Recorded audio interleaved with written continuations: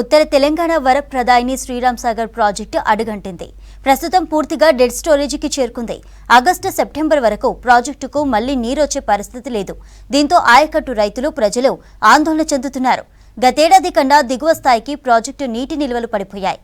దీనిపై మరింత సమాచారం అందించడానికి శ్రీరామ్ సాగర్ నుంచి రజనీకాంత్ లైవ్ లో ఉన్నారు. Rajinikanth, over to you.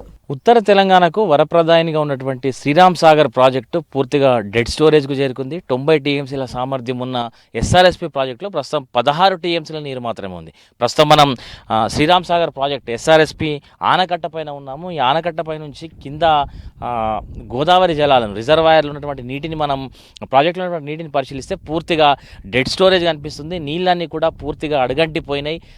ఈ జలాశయం అంతా కూడా పూర్తిగా మైదానాన్ని తలపిస్తుంది. ఎడారిలాగా మారిపోయినటువంటి పరిస్థితి ఉంది. ఒకవైపు తీవ్రమైనటువంటి ఎండల తీవ్రత చాలా ఎక్కువగా ఉంది. కింద మనం గ్రౌండ్ చూస్తే పూర్తిగా క్రీడా మైదానాలను అట్లాగే ఎడారులను తలపించినట్టుగా కూడా రిజర్వాయర్ ప్రాంతం అంతా కూడా మనకు కనిపిస్తుంది. పూర్తిగా గోదావరి జలాలన్నీ కూడా అడగంటిపోయినాయి. ఎస్ఆర్ఎస్పీ ప్రాజెక్టు ఉమ్మడి జిల్లాలకు సంబంధించి నిజామాబాద్ జిల్లాలోని పోచంపాడు వద్ద ఈ ప్రాజెక్టును నిర్మించారు. ఉత్తర తెలంగాణ జిల్లాల అవసరాల కోసం ఈ ప్రాజెక్టును అప్పుడు ప్రభుత్వం నిర్మించినటువంటి నేపథ్యము. దాదాపు 7 దశాబ్దాలుగా ఈ ప్రాజెక్టు నీటిపైన ఆధారపడినటువంటి రైతులంతా కూడా సాగునీటి అవసరాలు తీర్చుకుంటున్నటువంటి నేపథ్యం. సో ఇంత చరిత్ర కలిగినటువంటి ప్రాజెక్టు ప్రస్తుతం డెడ్ స్టోరేజ్కి వచ్చింది. గత 4-5 సంవత్సరాలలో ఇంత స్థాయిలో నీరు అడగంటిపోవడం అయితే ఇదే మొదటిసారని చెప్పుకోవచ్చు. ఈ సంవత్సరం కొంత వర్షాలు తక్కువ పడ్డాయి, కానీ ప్రాజెక్టు మాత్రం పూర్తిగా నిండింది. అయినా కూడా ప్రస్తుతం ఉన్నటువంటి పరిస్థితుల్లో ప్రాజెక్టు మనకు డెడ్ స్టోరేజ్ను తలపిస్తున్నటువంటి నేపథ్యాన్ని మనం చూస్తున్నాం. నిజానికి ఎస్ఆర్ఎస్పీ ప్రాజెక్టు 1091 అడుగుల నీటి మట్టం కలిగినటువంటి ప్రాజెక్టు, కానీ ప్రస్తుతం దీంట్లో 1062 అడుగుల నీరు మాత్రమే ఉంది. ఇక దీని కెపాసిటీ వచ్చేసి 90 టీఎంసీల సామర్థ్యం ఉన్నటువంటి ప్రాజెక్టులో ప్రస్తుతం 16 టీఎంసీల నీరు మాత్రమే ఉంది. అంటే 90 టీఎంసీలతో కంపేర్ చేసుకుంటే కనీసం మనకు 20% వాటర్ కూడా ప్రాజెక్టులో లేవనటువంటి విషయాన్ని చెప్పొచ్చు. ఇక గత సంవత్సరం ఇదే సమయానికి 1070 అడుగుల నీటి నిల్వలు, దాంతోపాటు 29 టీఎంసీల నీటి సామర్థ్యంతో ప్రాజెక్టు ఉండింది. కానీ ఈ సంవత్సరం 16 టీఎంసీల సామర్థ్యానికి నీటి నిల్వలు పడిపోయాయి. అంటే గత సంవత్సరంతో పోలిస్తే దాదాపు 10 టీఎంసీల నీరు తక్కువగా ప్రస్తుతం ప్రాజెక్టులో ఉంది. మనం ప్రాజెక్టు ఆనకట్టపై నుంచి చూస్తుంటే పూర్తిగా డెడ్ స్టోరేజ్ని కల్పిస్తుంది. పూర్తిగా ఎండిపోయినటువంటి పరిస్థితి కనిపిస్తుంది. ఇక ఉన్న నీరు ఏదైతే ఉందో దీన్ని కూడా దాదాపు 8856 క్యూసెక్కులు కింద సాగునీటి అవసరాల కోసం వదులుతున్నటువంటి పరిస్థితి కనిపిస్తుంది. లక్ష్మీ కెనాల్ ద్వారా ఒక 200 క్యూసెక్కులు, సరస్వతి కెనాల్ ద్వారా ఒక 300 క్యూసెక్కులు, అట్లాగే అలీసాగర్ లిఫ్ట్ కోసం 347 క్యూసెక్కుల నీటిని వదులుతున్నారు. మిషన్ భగీరథ కూడా దాదాపు 300 టీఎంసీల నీటిని కిందికి వదులుతున్నారు. సో ఇట్లా కాకతీయ కాలువ ద్వారా 7000 క్యూసెక్కులేమో సాగునీటి అవసరాలకు వదులుతున్నారు. ఎస్ఆర్ఎస్పీ ప్రాజెక్టు సంబంధించి ఉత్తర తెలంగాణలోని ఉమ్మడి నిజామాబాద్, ఉమ్మడి ఆదిలాబాద్, ఉమ్మడి కరీంనగర్, ఉమ్మడి వరంగల్, కొంత మేరకు ఖమ్మం ఎగువ భాగంలో ఈ యొక్క సాగునీటి అవసరాలు తీర్చేటువంటి ప్రాజెక్టు దాదాపు 18 లక్షల ఎకరాల ఆయకట్టు ఈ ప్రాజెక్టు కింద ఉంది. ప్రస్తుతం యాసంగి పంట చివరి దశలో ఉన్నటువంటి నేపథ్యంలో కొంత వ్యవసాయ అవసరాల కోసం 8000 క్యూసెక్ల నీటిని కాకతీయ కెనాల్ ద్వారా కిందికి వదులుతున్నారు.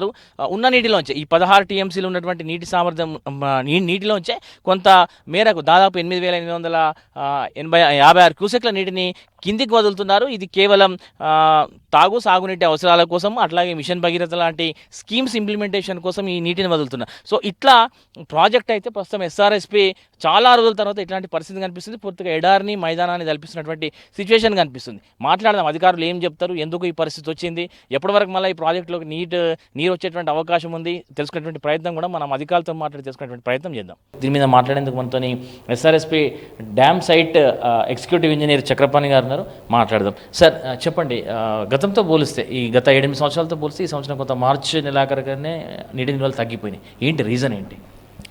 గత సంవత్సరము మనము రబీ స్టార్టింగ్ నాటికి అంటే ఖరీఫ్ అయిపోయేసరికి మనం ఎఫ్ఆర్ఆర్ కండిషన్లో ఉండేవాళ్ళం.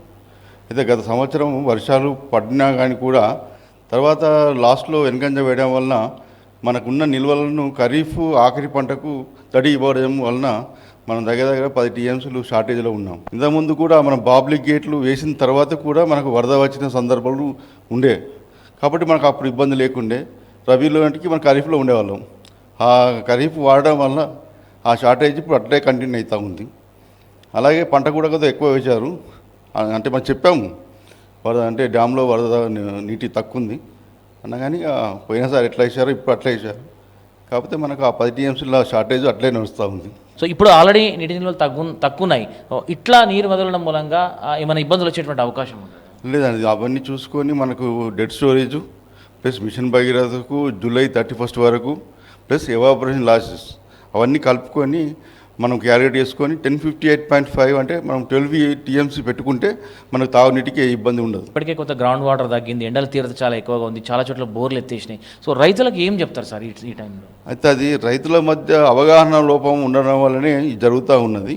అయితే మనం జనరల్గా వాటర్ రెగ్యులేషన్ అనేది ఫస్ట్ టేలెంట్కి ఇచ్చాకనే ముందు వాళ్ళకి ఇవ్వాలి.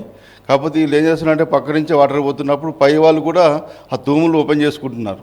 దానివల్ల కూడా కింది వాళ్ళకు నీళ్ళు రాక ఇబ్బంది అవుతుంది. మేము ఇంత నీళ్ళు వదిలినా కానీ కూడా కింది వారికి టైలర్కి నీళ్ళు వస్తలేవన్న ఫిర్యాదులే వస్తున్నాయి తప్పితే కానీ అంటే దీని అంటే పైన ఉన్న రైతులు ముందే వాడుకోవడం వల్ల కిందికి పోతలేవు, అది ప్రాబ్లం. రివర్స్ పంపింగ్ అన్నదే ఎల్లంపల్లి నుండి, ఆ ఎల్లంపల్లికి మేడిగడ్డ నుంచి వస్తేనే మనకు ఎత్తిపోత చేసుకోగలం. లేదంటే ఎల్లంపల్లికి వచ్చేది గ్రావిటీ ద్వారా, అయితే కడెం నుండి కానీ లేదా మన గోదావరి ద్వారానే రావాల్సిన వాటర్ అది. కాబట్టి ఈసారి అయితే అవకాశం లేదండి. ఒక ఎగ్జిక్యూటివ్ ఇంజనీర్గా ఆయకట్టు రైతులకు కావచ్చు, ఎస్ఆర్ఎస్పి కింద ఉన్నటువంటి గ్రామాల్లో ఉన్నటువంటి ప్రజలకు కావచ్చు, ఏం చెప్తారు? ఎట్లాంటి భరోసా కల్పిస్తారు? అంటే ఇప్పుడు ఈ సిచ్యువేషన్ చూశాక కూడా ప్రజల్లో కొద్దిగా అవగాహన రావాలన్నది మా విజ్ఞప్తి. ఎందుకంటే ఉన్న నీటిని పారబోసుకొని వచ్చే నీరు కోసం ఎదురు చూడడం కంటే ఉన్న వాటినే కొంచెం పొదుపు వాడుకొని తర్వాత ఇతరులకు కూడా సహకారం అందిద్దామని ఆలోచనతో చేస్తే అందరికీ నీరు అందుతుంది.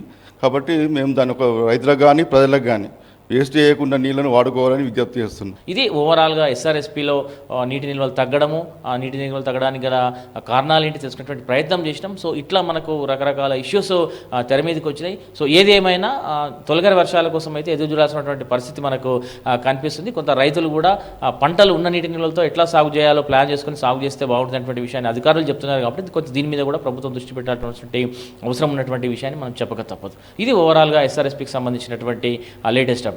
కెమెరా పర్సన్ రాజేష్తో Rajinikanth, V6 news, SRSP project.